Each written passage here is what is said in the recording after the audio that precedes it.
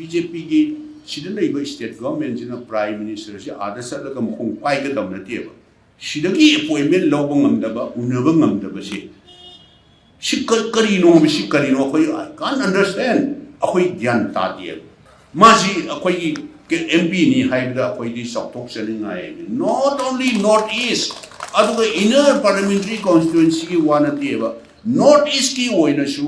mi amani dang khut thek da thabda I am extremely sorry haukiba matamda ticket akhoi ngau zen ta da pihong da se mang da lengjin bi ba congress mu nungsi bi ba halaman lairu sing ima event sing cnm sing da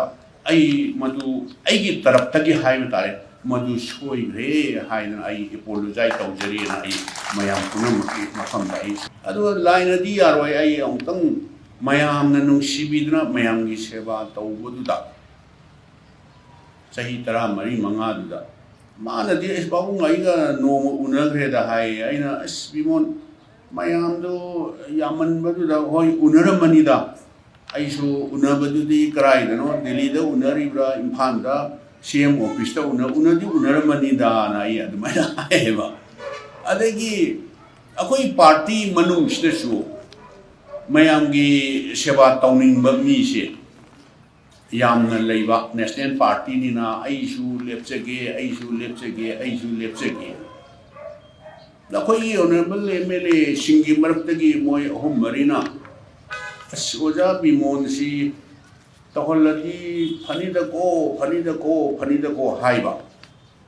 I want a laga I Haiba. Adaina Ash Mingonda Hoji JN University Professor Waidu Aina Mingonda I want the Amashuleva. What lepa Haiba Simoktabu Mingonda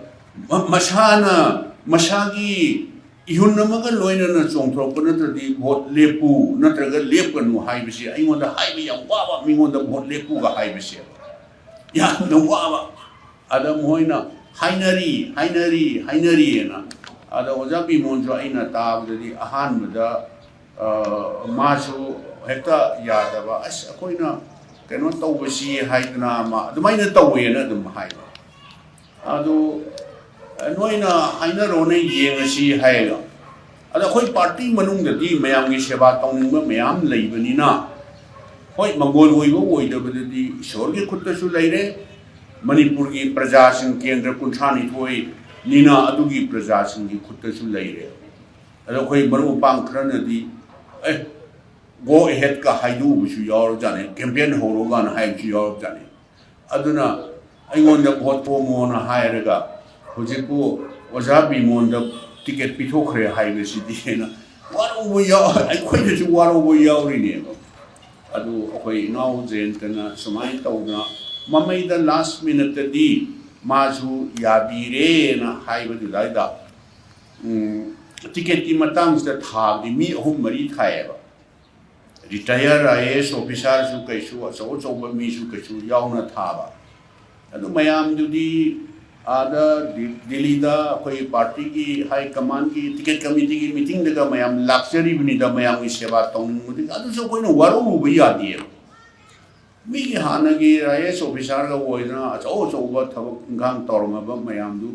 ki seba tong jage se koi no waru bu ya ba na ti ada koi honorable president MPCC Kasham Meghachandra ga aiga la ona ticket si ki khana si na tawbisda matam numittuda khoi Madam Sonia Gandhi yaweba ado khoi Manik Arjun Kharge ji AICC ki president yame loina ba masigi Central Election Authority hayeba khoina sigi khana bisda Madam Sonia Gandhi ji khoi su sang sum loina ramna what is your opinion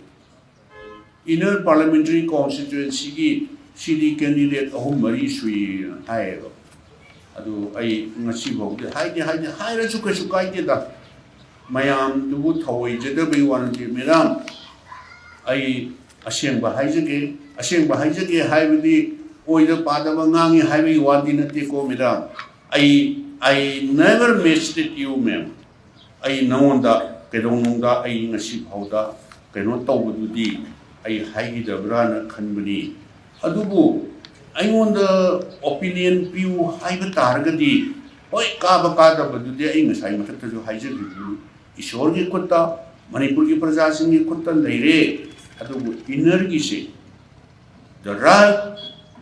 and the best choice for inner parliamentary constituency की candidate की सिदी doctor बिमोन professor बिमोन Akoijam से सीना best choice right choice candidate वैगनी ना अइबु opinion हाइबु हाइबु तारगदी ना अइंगोंदा हाइबा अइना हाइजबा अदा अखोइगी honourable president मेघचंद्रजु अदुम अइना हाइबदा माजु करीमता हाइदे अइना हाइबदो अस सी फरनी हाइबा माजु अदुम एंडोर्स तौरेबा अदुमाइन तौरगा यामना थेंगना हाइबा तारेबा पार्टी याउद्रिबरा करिनो खुदक्ता मिंग चलगा तौगिबनेबा अदुना ngasi di अखोइ पुनमकी अइ हाइजि माइ ममांगने हाइजेबा नते अखोइ जयंतनदी होय कशाम थोंग की मी ओइरबनिना कशाम थोंग जु माना लायो फबा हाइबा तारे आइदी कशाम थोंग की नतना ऑल इंडिया कांग्रेस कमिटी की ओइनसु we are proud of him मासी अखोइ की एमपी नि हाइबदा अखोइ दी सौथोक चलिंगाय नॉट ओनली नॉर्थ ईस्ट अदुगा इनर पार्लियामेंट्री कॉन्स्टिट्यूएंसी की वानतीबा नॉर्थ ईस्ट की ओइनसु मी अमनि दंग खुत्थेक थाबदा असम के हाना चीफ मिनिस्टर अखोई ओइमिनबा तरुण गोगोई की मचानुपा गौरव गोगोई अदुगा अखोई की प्रोफेसर बिमोल कोइजम अइन हाइजरिसिदी अखोई की मीने माइ ममांग थागतपगी वन नत्तबा अदुगा अखोई हुजिति मागी सौथोकचबा अखोई की पार्टी की सु एसेट हाइबा तारेबा पार्टी की सु एसेट अदुना आदा ऑल इंडिया कांग्रेस कमिटी की लीडरशिप प्रेसिडेंट मरुइना मैडम सोनिया गांधी राहुल गांधी प्रियंका गांधी माना कैनोमदा मोबाइल द कैद ट्वीट तौगांदा आई सी पामीना हे इहान हानबा अइना निंगसिंगबददी पार्लियामेंट सेशन माना एमपी कार कने इहान हानबा माना पार्लियामेंट सेशन दा नोंगालमदाइदा मिडनाइट ता मिनिट 14 फंगी हाइबदो वा ngang फंगिदो नोंगानबगा कुमारी प्रियंका गांधी ने राहुल गांधी कौरगा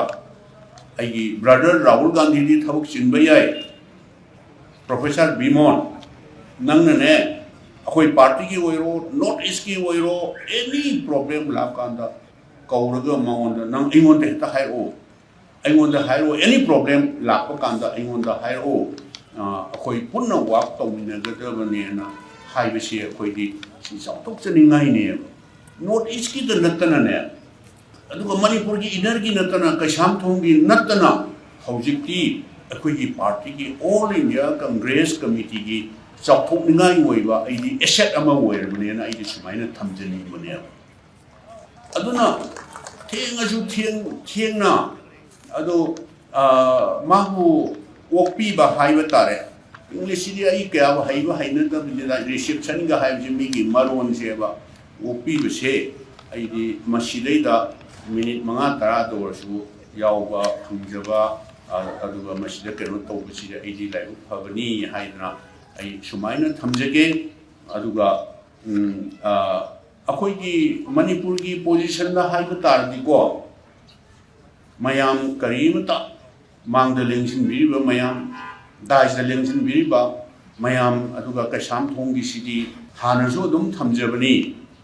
कशाम थोंग सिदी कांग्रेस की वन सिटी दा हाइबदारको इम्फाल की सिटी एरियाज लेदा अलमन लाई ओइरिबा मयाम अदुदगी अदुम लिसांग सिना चथरगा कांग्रेस को नुंगसिबिबा कांग्रेस को केनो तौबिबा कांग्रेस की स्ट्रॉन्ग होर्नी हाइदना अखोइना लौजरगा दुम लेजबने मांगदे लेंजिनबिरिबा अहलमनसे Khardah ngaisale matamgi matungina dum keno tawba yadamnina dum ishorgi mafamda chatkiba khotkiba tawgiba mayam ado mangda lengjinbir mayam chi keno tawdre ado congress ki strong honi haina lawjabani ado sida question nama aidi aseng mase haidokpada करीमता मसी अदुम थम्मदी वाखन सिदा अदुम थम्मदी फुंगतना अदुम थम्मदे थादोखिबना फबमदि लेबा Mr. Ibobi, why you say Kaisamthong is the stronghold of Congress? Aduga haukiba khoi jayantagida ticket deny tawhiba ticket pigi karigino ai mang haidra ju masi soi thokrakanda Ibobi ji machin chiba mana Congress ki stronghold ni hairga ticket pigi der soi hairkaneba madu aidi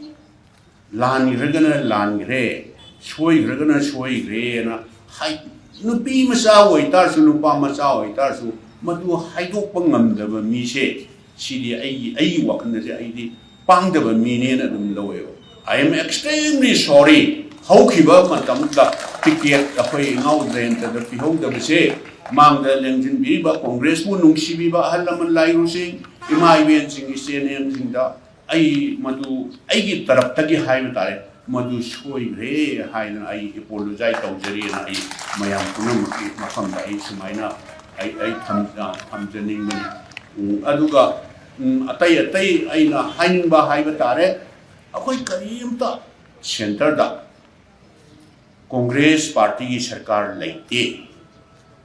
Adigi Manipurda, Congress Party Sarkar like A, and a quick Karimba. Akoi ninghanaba tawroisi haina ai mayamda appeal tawjaningi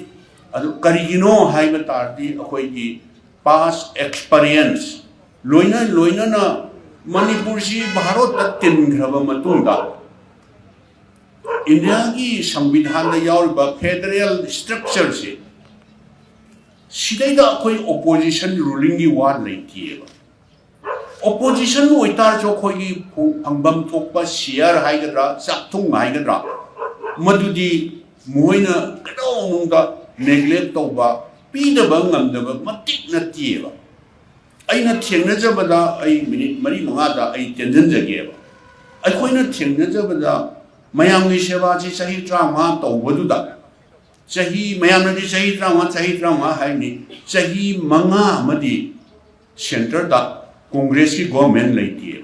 मयाम जो निंसिंग भी होगा Shri Atal Bihari Vajpayee BJP की prime minister लेहिद्रबा लाइव prime minister दो अदुना 2004 भो हाई तारे सेंटर द माना प्राइम मिनिस्टर ओइरमेबा एलके अडवाणी मतम दुगी डिप्टी प्राइम मिनिस्टर न होम मिनिस्टर ओइरमेबा 2002 दगी 2 3 4 चाही अनि आधा BJP की सेंटर लेबा मखादा कोई सिदा कांग्रेस की कोई अलायंस गवर्नमेंट से लेगिने 2004 द कप्तानी doctor Manmohan Singh लापदो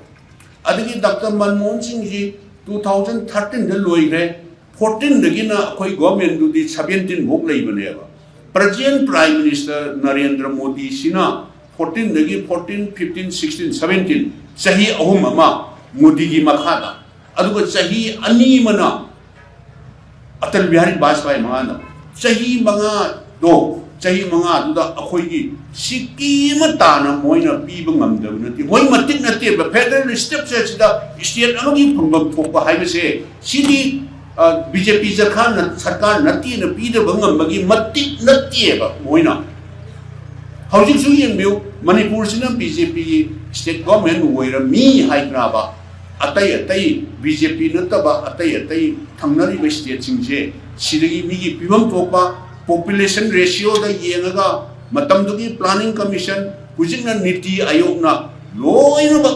calculation tawga yamak tawda loi leikrabni madu pidaba gi matik ati ba moi akoina di center da BJP sarkar lera khoi state sida congress ki tawga kari kana rugada gi ne haidna kana gumba aidi khangamoi haijaba nati ko si name sing naharun sing khangbiba khanbiba lerba yai matam amada akoi government anoba hek lakpada 6 pay implement toba laihidraba laiorgo janu pamcha gi hakta tha tarlo mangara tarlo kaino akoi di resource lejadam ni na employee mayam jin ningsing biro ngri da lemjin bi ba halam lairu sing si tolo piba pension piba ngamdana tawdana akoi di resource lejadam ni na matam da ai Delhi chale hatta marom ni ngai si appointment si pida asayeng ni chatkha yum chalagi harga so manipur da leiba praja sing akoi chief minister Delhi chakre paisa soina purakani highway वखन अगर हल्लगा प्रेसना Manpur प्रजासिंग अइंगोन हंगबदा अइना खुंगदुसी करिनो हाइरोगा युमदसु चटपा ngamdab कमाई तौगदगेन अइना हयेंगदि थोगेदा कैदौगनो ना हाइना तौर ले कांदा अइना last time ओइना मैडम सोनिया गांधी दा अइना हायगा अइना मा उनरगा मैडम अइ असुमाइन तौबनी ngasi tarni sure ai sida leibisi prime minister unabisi phang moi chinbana oram yai aduga home minister ho unaba phangde kamai tawni sidi ai di thoe ada tha handakadi tha tok sudoro mani ne tolopsi piba ngamdabisi na aina hai resource later na 6 pay di implement tawda yadamni na hani previous government na implement tawba hodo me haiba du ai ngai ko ibo bi na hoi lai wai khaba handakta lai hidraba Dr. Manmohan Singh she sida ai Dr. Manmohan Singh telephone to loger mana ai mang kuduk to logre pai Dr. akoi CM Manipuri bo bi do sumai tawre ne na haida madam ai ga tawga unage mangai bi bo hayo ai hire again mana appointment low ba jane matam dugi prime minister finance minister wamba Jaswant Sinha hujik di Trinamool Congress na keno yaw hum tawni IS ne ba ma sia adu khudak to aingon da pum ahum makhaida ada note block ta unar siena haire ba Dr. Manmohan Singh ada ma ga tawra changi bisai da Jaswant Sinha ji mangi chokri digi hok hogalaga ba acha this is your share manam di kaino Dr. Manmohan Singh di PV Narasimha Rao gi prime minister oibu het makha da ma di finance minister oibu to khida ngairim ni lo adu sa kayam ବ୍ୟବହାର tawge phok hogalaga please come this is your share and mana kausale yare Jaswant Sinha ai nangonda disturb tawro tangai phadabigi ai la abni se khoi Manipur CM se tha tok sudore ye tolok chi piba ngamde moi di resource le jadabani na kramai tawni pension su ke chu piba ngamde no sa let us have a cup of tea and mana sa hai sa thak to yare da nang paisa bu pi re tin Dr. Manmohan Singh hai ba I want the Mr. Singh what is your requirement whether you have your calculation or not hai gaina calculation han pu le pu sa this is our requirement hai okay don't worry I will look into hai ba adagi di sa glasam tra pukla hogala thore pung manga makhai ta da ina ningsing bada finance ministry dagi 633 crore kaino Manipur gi release tawre na engon pau bi Manipur bhavan da aina haijari badi the BJP government later so akhoi siku Bharat masana traba koi piwam thopa maram jaba paisa je pi da bangam bagi moi matik natteba adu aina sum yeng je budi style of function je hamatam du gi BJP government du ga hojiki sina mako haitare Modi gi ayam yauradi torom do matam di minister mayam di full mai gi si exercise tawe ne khalle ba ai wakan di aduna akhoi mi da laire hai tare state to saswan tawriba chief minister or any minister mi da laire ba center da maram chab di no akhoi honorable MP ne tawriba sumaina parliament da expose to ka Manipur gi pm to si pi ji kari gi no na hai matam da moine hen sokadawne ba Modi gi natraga finance minister oiba Niraman Sitaraman gi or natraga ibo bi gi nattieba government of India gi executive leiba paisa state government da leiba paisa se ai gi kanau XYZ ki ai koi gi loina right leiba mahtane ba maseba aduna khoina karimta aina thamjaningi di karimta akhoi congress bu sir saka par kai togedagi haibisi mayam karimda khanbigano aduga akhoi matamdu da kano tawjebani ko Dr. Manmohan Singh si mayam ne khangbiragani ai matam kano tawjaro aduna masi yamna one of the finance yamna lebak macha ta ba yamna kano tawba mantri haiba tare prime minister si akhoi matamdu da ina recollect tawba aina ningsing bane state sigi any issue la pakanda kari akhoi na chalaga ada khong pai na khamde si government sigi government huji amal leiramba government to home minister la ko any minister ta ya potta khong pai ba tana ba ga hai tawbur tawdabra madudi khangdre no akhoi bi hon to ko di kari no moida ni ga da busina ti planning commission लेरमे हुजिंग नीति आयोग हायरेबा अदो planning commission सांगना कनो तौरब जानेबा कोई खुगा दांगुंबा Dolai खाबी दांगुंबा थौबान दांगुंबसे अदुना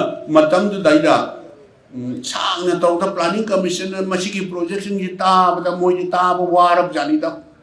मतमदुगी government दो अखोई government जो ओइरम याइको पैसादा लौथोखरगा पैसादा लौथोखरगा मपुंग ओइबा थाबुक्ति तौदब अराइबा ड्रेन गुंबा करिगुंबा से दुम तौर लेइबदुदा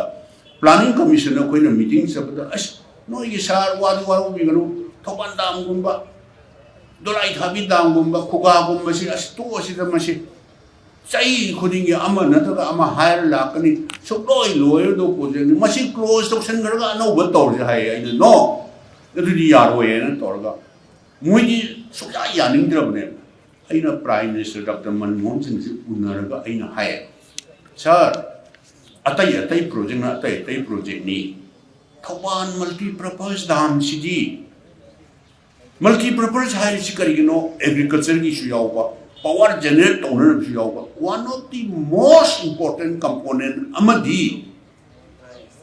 ग्रेटर इम्फाल से सिटी एरिया से नतना ग्रेटर इम्फाल से सिगी या मरुवाइबा कंपोनेंट अम यावरी करिनो हाइबबु अनदर मोइना प्रोजेक्ट की लॉन्जिबिलिटी हाइब तारे लाइक केरत से minimum 30 to 50 years greater Imphal अदुगा सिटी एरिया से सिगी ड्रिंकिंग वाटर से सीनतबा अतोपी इसिंग पुरकनबा अमत लैति हाइ माजु मकोक से दक्लो पाजने सुमिन हेबोबी अइना प्लानिंग कमीशन की डिप्यूटी चेयरमैन ओरिंग द मधु अइना फाउंडेशन स्टोन ले तौबनी अदि या मरु ओइबनी सर प्लानिंग कमीशन की कांगुसी उतंग हाइबियु मोइदी मतेंग पांगद्र माने हाइबदु दैता माना नो यारोयेना तौरगा अदुमाइ तौरगा सिगी प्रोजेक्ट से हुजिक्ति लोचनरा सिंखै रिजर्वर ट्रीटमेंट प्लान का सिंखै सिंगल लेरमगा हुजिकि इम्फान मनुंगी तौगदुसि सुमाइ तौद्रा अइना हाइजरिगिदि पालिबा गवर्नमेंट दुना सेंट्रल मिनिस्टर सिंह से उनबा एनी इशू लापदा उनबा अदुगी डॉक्टर मनमोहन सिंह लेइन कंदादा अखोइना हाइजबा एनी अचो प्रोजेक्ट तौरिबा मयाम से अदगी प्राइम मिनिस्टर उनबसे खंगदेने हौखिबा गवर्नमेंट दो अखोइदी चीफ मिनिस्टर ऑफिस तकी एनी इशू एनी प्रॉब्लम लापसे लिस्ट ऑफ डेलीगेट्स अखोइन उननिंग मी से सिंघैनी अदुगा कनो प्रपोज ना उनगदब मरम न सीनी हाइजि इरगा थागु कांदादा अपॉइंटमेंट से तब हेता हता फादे नमिनी हुमिंदा इबो बिदु लाओ युना तौरगा इसा इलाइबा मणिपुरी सिदा मिंग चनबगी सेंट्रल यूनिवर्सिटी ओइना माना लागा लौसनग्रमनिको सेंट्रल यूनिवर्सिटी से रिजर्वेशन से शेड्यूल ट्राइब की सिदी ओनली 17% ने ऑल इंडिया की ओइना तौबनिना अदा अखोई ट्राइबल चिनाउ सिंगसिना सेदा मोई स्टेट की रिजर्वेशन हाइबमगा सेंट्रल रिजर्वेशन हाइबमा स्टेट की ओनली 33% माने स्टेट की दुना सेंट्रल से ऑल इंडिया की कैलकुलेशन तौरपना ट्राइबल पॉपुलेशन दा खोलगा पारपनि ओनली 17% ने मणिपुर की ट्राइबल की इसिनाउ सिंगसिना मोइना नो स्टेट रिजर्वेशन पॉलिसी दु सनगदबनी 33% दो मिंग चनबद खंगदे थबक हापद खंगदे तवदबनेना मयाम निंजिंग बिबु यरमनी अस नेशनल हाईवे बन ब्लॉकेट तौर कोइना तौरबने लाओ चसिलाओना प्राइम मिनिस्टर सी सीएम ऑफिस तकी अपॉइंटमेंट लौरगा ट्राइबल की सिनाउ सिंह छात्र सिंह लोई पूर चले लीडर सिंह लोई चले मंत्री एमएलए लोई यहोलगा प्राइम मिनिस्टर से ऑल पॉलिटिकल पार्टी की मी बो यहोलगा उनरगा इबो भी करी खना सिगे सर सिनी हाय कांदा यस नंगी से यामना जिनाय नोइबा दिमानी अदुबु सॉरी नोई मणिपुर यूनिवर्सिटी नोइना तोलो पिनिंगाई पैसा लेतिएना सेंट्रल यूनिवर्सिटी वो हेनबियोना अइना तोगा सेंट्रल यूनिवर्सिटी ओइरे आई प्राइम मिनिस्टर ओइतारसु सेंट्रल यूनिवर्सिटी अइना सॉरी अइना खुटिंग जनबा यादे there is one university grant commission हाइबम लै रिजर्वेशन की करिगे मोइना लोइना लेपनी अइना प्राइम मिनिस्टर से खुटिंग जनबे यादे हाइबदुदी ट्राइबल सिनाउजिंग पे लोइना ज्ञान तारे दो what else I can do, I can help हाइबदुदा मोइ ऑफिसर मोइ हाना खनर लेरम जानिदा अदा Indira Gandhi national open university अमा नंगी ट्राइबल यांगांग जिंगसे हांगतुक पिरगेना मयांग कामदो से हांगतुक क्रिसि ꯑꯩꯅ ꯍꯥꯏꯖꯕꯗꯤ ꯑꯦꯅꯤ ꯄ꯭ꯔꯣꯕ꯭ꯂꯦꯝ ꯑꯦꯅꯤ ꯏꯁꯨ ꯂꯩꯕꯁꯦ BJPꯒꯤ ꯁꯤꯗ ꯂꯩꯕ ꯁ꯭ꯇꯦꯠ ꯒꯚꯔꯟꯃꯦꯟꯠꯁꯤꯅ ꯄ꯭ꯔꯥꯏꯝ ꯃꯤꯅꯤꯁꯇꯔꯁꯤ ꯑꯥꯗ ꯆꯠꯂꯒ ꯃꯈꯣꯡ ꯄꯥꯏꯒꯗꯕ ꯅꯠꯇꯦꯕ ꯁꯤꯗꯒꯤ ꯑꯦꯄꯣꯏꯟꯃꯦꯟꯠ ꯂꯧꯕ ꯉꯝꯗꯕ ꯎꯅꯕ ꯉꯝꯗꯕꯁꯦ ꯁꯤ ꯀꯔꯤꯅꯣ ꯃꯁꯤ ꯀꯔꯤꯅꯣ ꯑꯩꯈꯣꯏ ꯑꯥꯏ ꯀꯥꯟ ꯑꯟꯗꯔꯁꯇꯦꯟ ꯑꯩꯈꯣꯏ ꯒ꯭ꯌꯥꯟ ꯇꯥꯗꯦꯕ ꯃꯇꯝꯗꯨꯗ ꯃꯥ ꯂꯩꯔꯤꯉꯩꯗ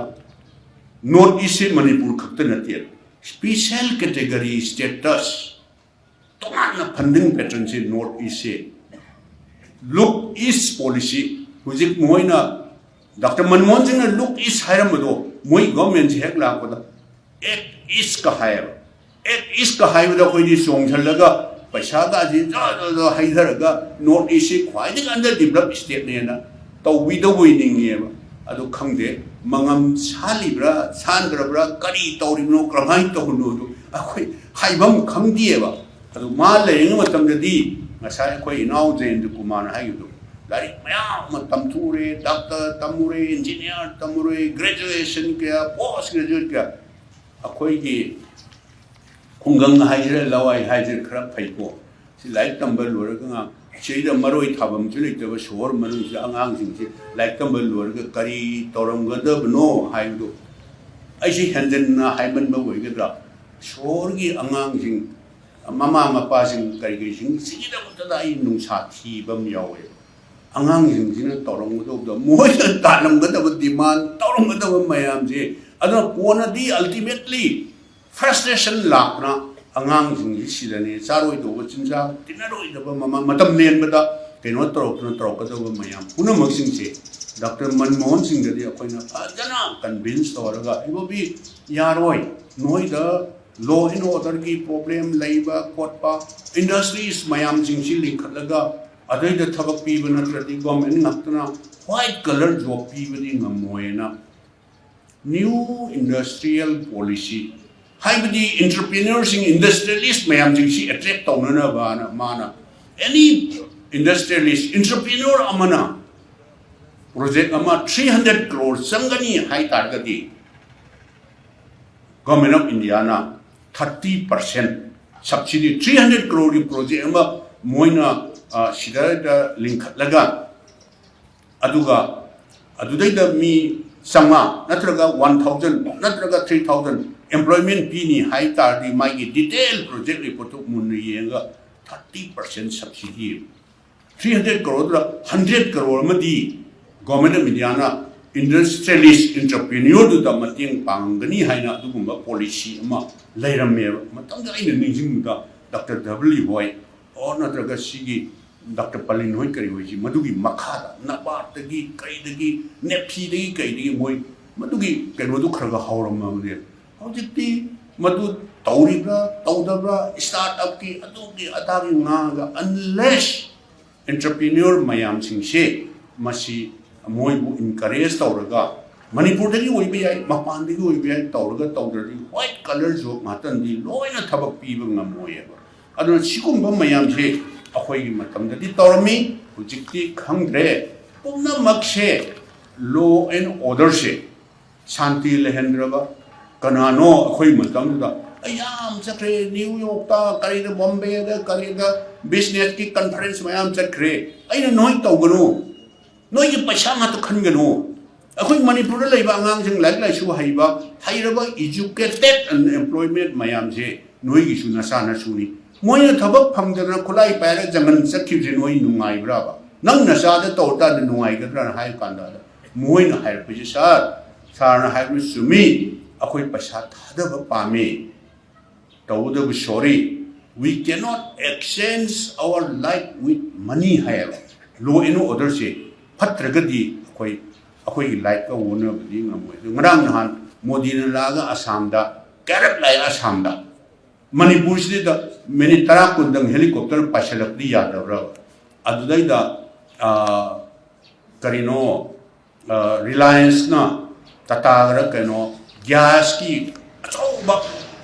kano ma tawni ngang ngasir kano cover de yawe moi assam da link ke dore mi 3 lakh cyber kano adu employment period adu modi du di assam da laaga kajiranga da samu tonga khara hangi gum करीनो मणिपुर की प्रजा से करी तिलाई खोमी उरब जाला सोना पन्नब यादबने खलब जाला अदुना मसी अइना मतमनिसु सांगजरोय हारगा मतम सांगना लौरे मसी अखोय जयंतगिसि नुंदांग वारंगुम तौरदे पोंग तरुक तरे Pova ngangnarandeba adu nungaigedamneba aduna अखोय करीमता निंगहनबिगनु कैसामथोंग से aduna अखोय कैसामथोंग दनतना मणिपुर से फर्स्ट लॉ एंड ऑर्डर से फजना अखोय मयाम कोक तुंगथनरगा लॉ एंड ऑर्डर से नॉर्मल से कंप्लीट पीसफुल ओइबा स्टेट अमा उहेला कंदादा अखोय स्टेट से करीमता अखोय लेजरिबा रिसोर्स लेरिबा मयाम सेंटर दगी लौरकदबा मयाम तौब मयाम जिंगि तौरगा यामना शांति लेबा पीसफुल लोइबा स्टेट अमा ओहेनजी हायरगदी कांग्रेस पार्टी बु नुंसिबिउ कांग्रेस पार्टी मपांगन कंखन हनबिउ अदुगा अदु नतनदी स्टेट से शांति हंजलकपसि आई थाजदेना सुमाय थमजगे अरोइबदा कैसामथोंग केंद्र नतना केंद्र कुंथ्रानी थोइदे लेबा प्रजा सिंगना नुंसिबिना अखोयगी कैंडिडेट डॉक्टर प्रोफेसर बिमोल कोइजमबु अखोयगी पार्टी की एमपी ओइना थागलगा पार्लियामेंट माना ngang सपसे खंगदिको मयाम वाखनदि अइंगोंदा पांगदबा अइंगोंददि चावरबा पार्लियामेंट भारत से पृथ्वी मिसिंग ख्वाई ये चाइनादी हेंगखरेको अदुगी मेंबर संगा निफु यांखै लेबा चावरबा पार्लियामेंट से प्रोफेसर बिमोल हौगलकनी हाइबदा मयाम पुनोंसि नाकोंग थांगतना अखोय पार्टी नतबा बीजेपी सु कछु लोइन तारगा अमित शाह होय मोदी होइनदि मा हौगलकपुसि पामदिएबा